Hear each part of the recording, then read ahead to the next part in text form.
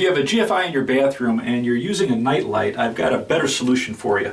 They have a night light. Now this is from Pass and Seymour. It has a built-in night light and also a light sensor. So when the lights are on, the night light is off, and as soon as it's dark, it'll turn the night light on automatically. And this is an LED with a 20-year life. So I'll show you the steps how to install it.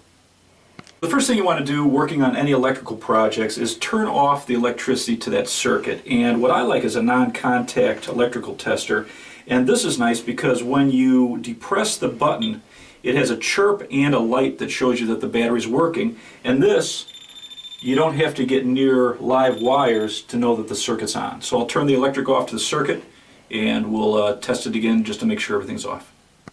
So I turned off the breaker to the circuit, and we're just going to double check it to make sure that it's off. And it's always good to check it once you pull it out because sometimes there are two circuits that can feed an outlet. And we have two sides on a GFCI. You've got one side that's marked line and one side that's marked load. Now in this case we have one cable with a hot wire, a neutral wire, and a ground coming in. If you had two cables coming into this box, so you have another cable going on to other outlets, you would be using the load side. So now I'm just going to disconnect the wires and show you how to connect a new one. You're running to the hardware store to pick up a GFCI. It's important that you get the right size. In most homes you're going to have a 15 or 20 amp circuit, so it's important to look at the fuse or the breaker. In this case we have a 15 amp circuit, this is a 15 amp GFCI, and we have 14 gauge wire. Now your colored wire, in the US, it's either going to be black or red in most cases, is your hot wire, and your white wire is your neutral.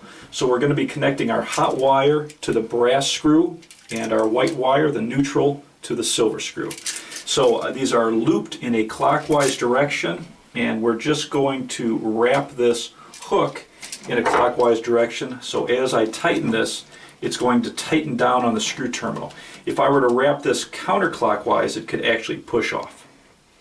So since I have one cable, I connected my wires to the line side. I have my hot to my brass, my white to my silver screw, and my ground wire is on the green screw. Now we'll turn on the power and see what it looks like. I turn the breaker back onto the circuit, and now we'll test it. So just very cool. When the light goes off, the LED night light automatically goes on. So just a nice addition if you want to free up one of your outlets on a GFCI.